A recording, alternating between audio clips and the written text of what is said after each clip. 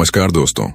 अगर आप खुद को बहुत कमजोर और लाचार पा रहे हैं, कुछ करने की सोच रहे हैं पर कर नहीं पा रहे हैं, या यूं कहें कि आपके अंदर आत्मविश्वास की कमी है और हर जगह आपको असफलता का मोह ही देखना पड़ रहा है, तो आपको जीवन में एक बार इस सच्ची कहानी को जरूर सुनना चाहिए। यह सिर्फ आपको सफल ही नहीं बनाएगी, बल्कि यह आपके अंदर के आत्मविश्वास को जगा देगी और आपको भी पता है कि दुनिया में कुछ बड़ा करने के लिए, कुछ बड़ा हासिल करने के लिए, कुछ बड़ा बनने के लिए हमारे आत्मविश्वास का बड़ा होना बहुत ज्यादा जरूरी होता है। तो बिना समय गवाए उस सच्ची कहानी की तरफ चलते हैं।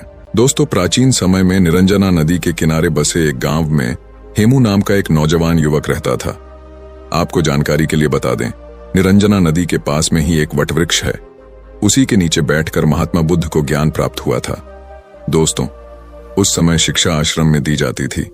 उस समय की दी हुई शिक्षा आज के समय में बिल्कुल फिट बैठती है। हेमू का बचपन तो अच्छा गुजरा, धीरे धीरे वह बड़ा भी होने लगा। कहते हैं ना कि जब जिम्मेदारियों का बोझ सर पर आता है तो हमारी असली परीक्षा होती है। बचपन में माता पिता का हाथ हमारे सर पर होता है तो हमें कुछ पता नहीं चलता है, लेकिन जब खुद कमाना पड़ता है तभी हमारे असली संघर्ष और हिम्मत की पहचान होती है। हेमू भी बड़ा हो गया था, कमाने लायक हो गया था। बारिश का मौसम था, हवा भी खूब तेज चल रही थी और ओले भी पड़ रहे थे। हवा इतनी तेज बह रही थी कि ऐसा लग रहा था वह पैरों को उखड़कर अपने पास बहा ले जाएगी। हेमू के घर पर 2 बैल थे। बैलों के द्वारा ही उनकी खेती बाड़ी का कामकाज चल रहा था, लेकिन आंधी और वर्षा इतनी तेज थी कि बारिश में बैल भीग रहे थे।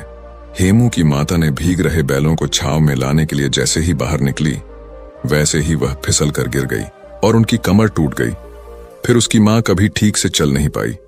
बहुत सारे पैसे उनके इलाज में खर्च हो गए, फिर भी बहुत खास असर नहीं हुआ। धीरे धीरे समय बीतने लगा। हेमू की मां अब ज्यादातर अपने बिस्तर पर ही लेटी रहती थी। हेमू नौकरी की तलाश में, कामकाज की तलाश में घर से बाहर निकल आया, क्योंकि अब उसे पैसों की जरूरत थी। तभी तो घर का काम आसानी से चल सकता था। इसीलिए कामकाज की तलाश में वह घर से बाहर निकल पड़ा। जो पैसे लेकर निकला था वह सब 1-2 दिन में ही खत्म हो गए। हेमू को कई जगह पर काम भी मिला, पर वह कुछ दिनों ही वहां टिक पाता था। उसके काम के करने के तरीकों की वजह से उसके मालिक असंतुष्ट हो जाते थे और उसे नौकरी से निकाल देते थे। ऐसा उसके साथ हर जगह हुआ। वह जहां जाता, कुछ दिन नौकरी करता और फिर वहां से निकाल दिया जाता था, क्योंकि वह ठीक ढंग से कोई काम नहीं सीखा था। कई कमियां थी उसमें। हेमू को यह समझ में आ गया था कि कुछ कमी है उसमें, जिसकी वजह से वह हर जगह से भगा दिया जाता है। अब उसे जरूरत थी तो एक ऐसे गुरु की जो उसे सही मार्ग दिखा सके, क्योंकि ऐसे समय में अगर कोई सही मार्ग दिखा जाता है तो इंसान की जिंदगी संवर जाती है, क्योंकि यह मुश्किल भरे वक्त होते हैं। ऐसे में इंसान को बहुत ही संभलने की जरूरत होती है। हेमू हताश, निराश, परेशान होकर एक बगीचे में बैठा हुआ था। तभी उसे वहां से कुछ बौद्ध भिक्षुक अपने बर्तन में भिक्षा पात्र लेकर गांव से लौट रहे थे और वे लोग आश्रम की तरफ बढ़ रहे थे। जब हेमू उन सबको देखता है तो वह उनका पीछा करने लग जाता है। पीछा करते करते वह भी उनके साथ आश्रम में पहुंच जाता है। जब आश्रम के कुछ बच्चों ने हेमू को देखा तो उन्हें लगा कि यह चोर है।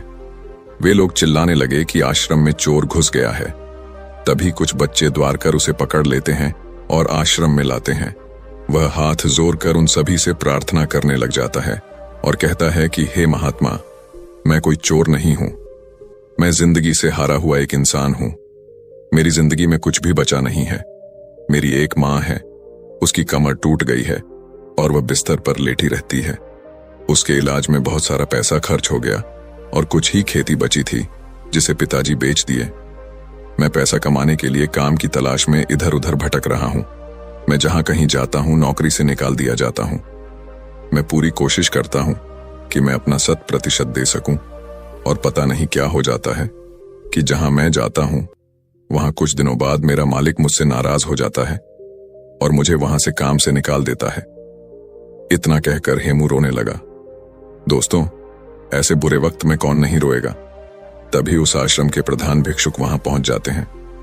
वह सभी को हटने का आदेश देते हैं और उस हेमू के पास पहुंच जाते हैं और उसकी परेशानियों को समझते हैं। प्रधान बिच्छू, उस युवक की परेशानियां बड़े ही ध्यान से सुनते हैं।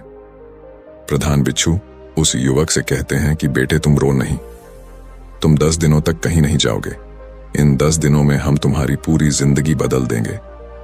तुम्हारा खोया हुआ आत्मविश्वास लौट आएगा। लेकिन तुमको इन 10 दिनों में मैं जो भी काम करने को कहूंगा वो तुम्हें करना पड़ेगा। अगर तुम 10 दिनों में मेरी बात मान गए तो तुम्हें पाने के लिए लोग तरस जाएंगे और तुम जिंदगी में बहुत ही आगे चले जाओगे। बस तुम्हें 10 दिनों तक यहीं रुकना है और जो मैं कहूंगा, जैसा मैं कहूंगा वैसा तुम्हें करना है। अगले 2 दिनों तक प्रधान भिक्षुक उसे पौधों में पानी भरने का काम देते हैं। वह पौधों में पानी भरता है और उसके काम को प्रधान भिक्षुक देखते हैं। फिर प्रधान भिक्षुक अगले 2 दिनों तक उसे भिक्षा मांगकर लाने को कहते हैं। वह गांव जाता है और भिक्षा मांग कर लाता है। इसी तरह 5 दिनों तक वह बौद्ध भिक्षु हेमू को देखते हैं और उसकी क्रियाविधि को देखते हैं। वह किस तरीके से काम कर रहा है, उसके काम में क्या कमी है, यह सब वह प्रधान भिक्षुक देखते रहते हैं। पर हेमू को इस बात का अंदाजा नहीं होता है कि प्रधान भिक्षुक उसकी क्रियाविधि पर नजर रख रहे हैं।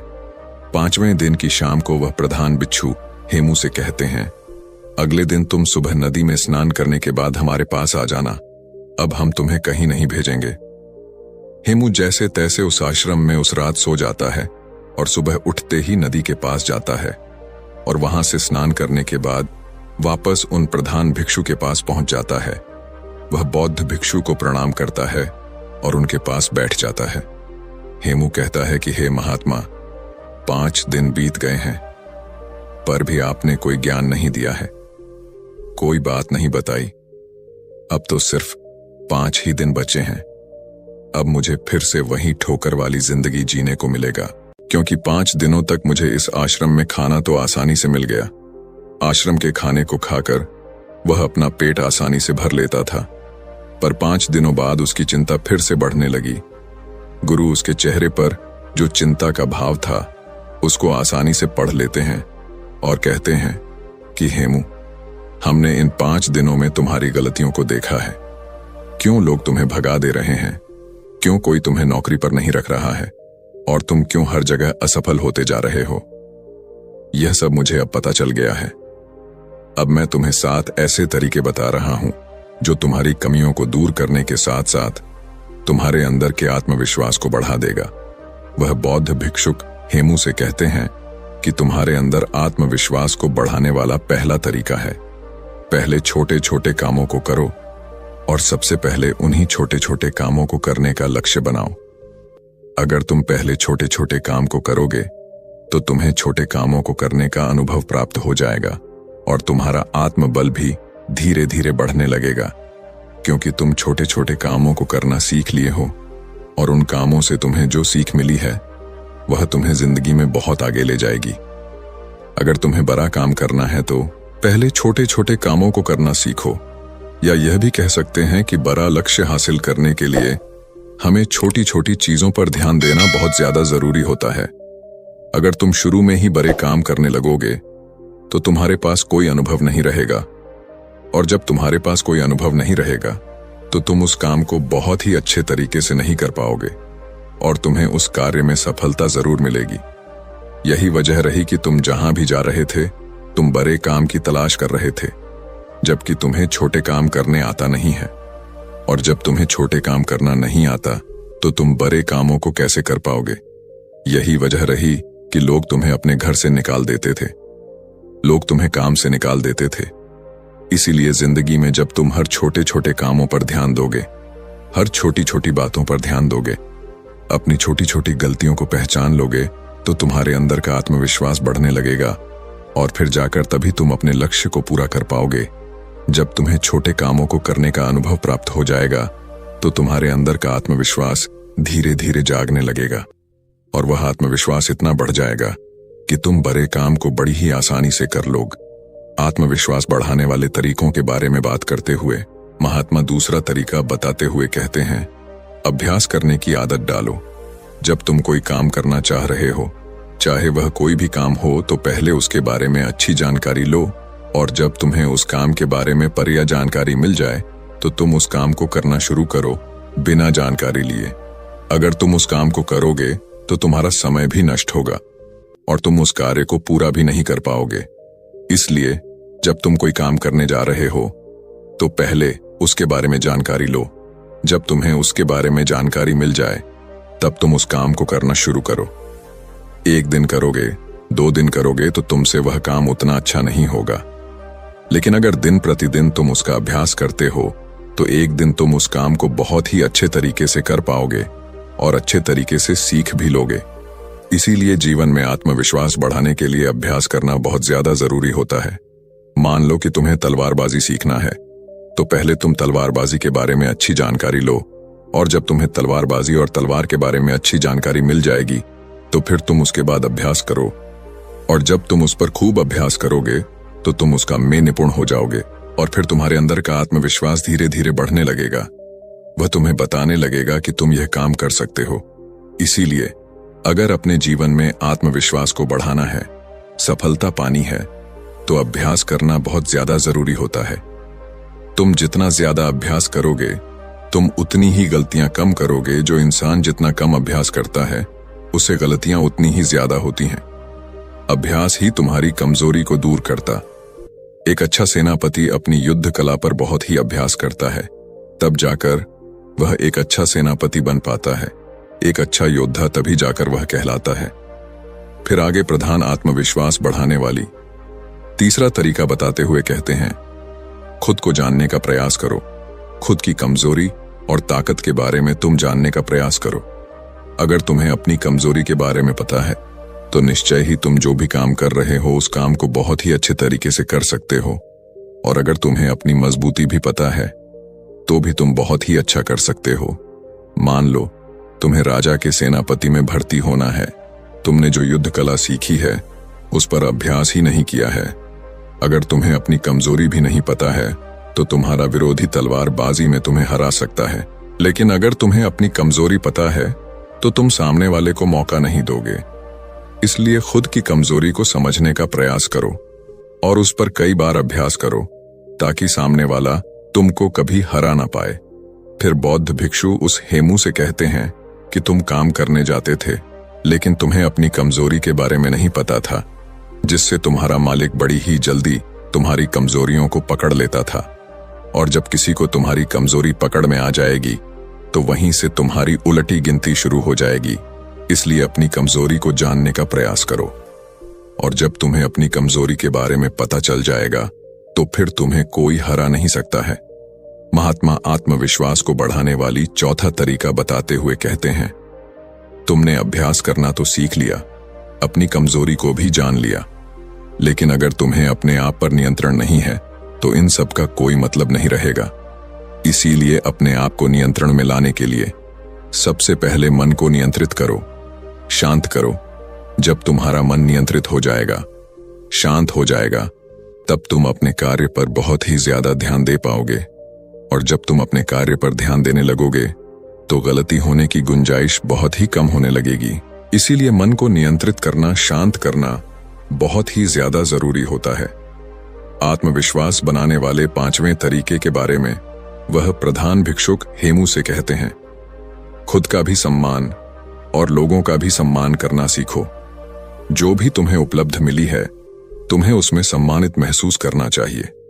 तुम्हें खुद पर गर्व होना चाहिए कि मैंने इस काम को कर लिया है।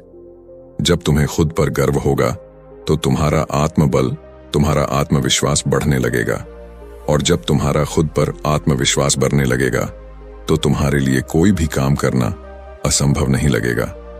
इसीलिए अगर तुम्हें अपने आत्मविश्वास को बढ़ाना है तो तुम अपनी छोटी छोटी उपलब्धियों से सम्मानित महसूस करो, क्योंकि जब तुम खुद को सम्मानित महसूस करते हो तो तुम्हारे अंदर का हार्मोन बदलता है, तुम्हारे विचार अच्छे होने लगेंगे, और जब विचार तुम्हारे अच्छे होंगे तो तुम्हारे कार्य अपने आप सही होने लगेंगे, तुम्हारा आत्मविश्वास भी बढ़ने लगेगा।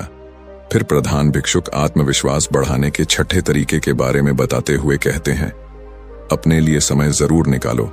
जिंदगी में तुम कितना भी व्यस्त क्यों ना हो, लेकिन अगर तुम अब अपने लिए समय निकाल नहीं रहे हो तो तुम्हारा सब कुछ किया हुआ व्यर्थ है, क्योंकि जब तुम खुद के साथ अकेले में समय बिताओगा तो तुम खुद को जानने का प्रयास करोगे। तुम दिन भर की गलतियों के बारे में अकेले में सोचोगे, कि आज हमारे साथ क्या अच्छा हुआ है और क्या बुरा हुआ है, क्या चीज मैं और अच्छा कर सकता था जो मुझसे नहीं हुआ।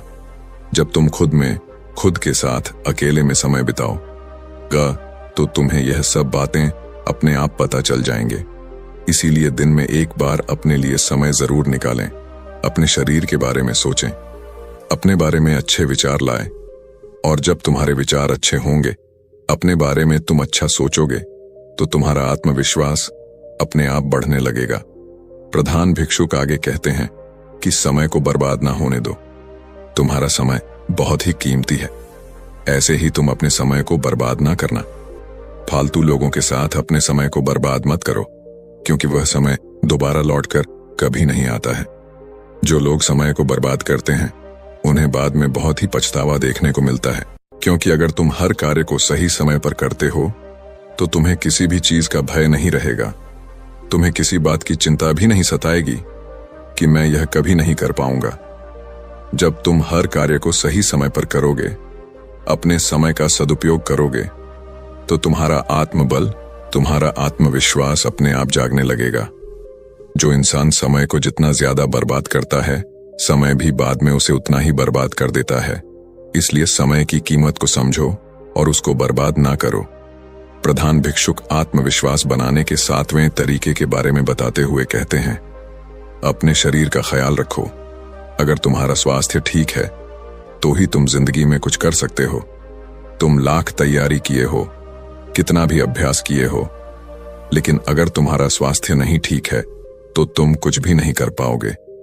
इसलिए अपने स्वास्थ्य पर ध्यान देना बहुत ही ज्यादा जरूरी होता है।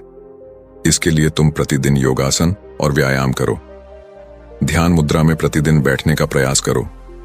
योगासन हमारे शरीर को स्वस्थ रखता है। जब हमारा शरीर स्वस्थ रहता है तो ही हमारे मस्तिष्क में अच्छे भी उत्पन्न होंगे, और जब हमारे मस्तिष्क में अच्छे विचार उत्पन्न होंगे तो हम अपने कार्य को और भी बेहतर तरीके से कर सकते हैं। हमारे सोचने समझने की क्षमता बढ़ती है, जिससे कि हम अपने कार्य को बहुत ही अच्छे तरीके से कर सकते हैं। दोस्तों, प्रधान भिक्षुक हेमू से कहते हैं कि बेटा, अगर तुम मेरी इन 7 बातों को अपने जीवन में अपनाते हो तो तुम्हें जीवन में आगे बढ़ने से कोई नहीं रोक सकता है, क्योंकि तुम्हारा आत्मविश्वास तुम्हें सफलता जरूर दिलाएगा। प्रधान भिक्षु हेमू से कहते हैं कि हेमू, तुम यही मेरे पास 15 दिन और बिताओ। उससे पहले अभ्यास करो, फिर मैं तुम्हें राजा के यहां भेजता हूं। 15 दिन बाद प्रधान भिक्षु हेमू को राजा के यहां भेजते हैं। राजा हेमू की कार्यशैली को देखकर बहुत ही प्रभावित होता है और वह उसे अपनी सेना नायक के रूप में सम्मिलित कर लेता है, जिससे उसका जीवन बहुत ही अच्छे तरीके से बीतने लग जाता है। तो मुझे उम्मीद है अगर आप सब भी इन 7 तरीकों को अपने जीवन में अपनाते हैं तो आप भी अपने आत्मविश्वास को बढ़ा सकते हैं, और जब आपका आत्मविश्वास बढ़ जाएगा तो आप अपने जीवन में कुछ भी पा सकते हैं। तो दोस्तों, उम्मीद है इस वीडियो से आपको काफी कुछ सीखने को मिला होगा। धन्यवाद।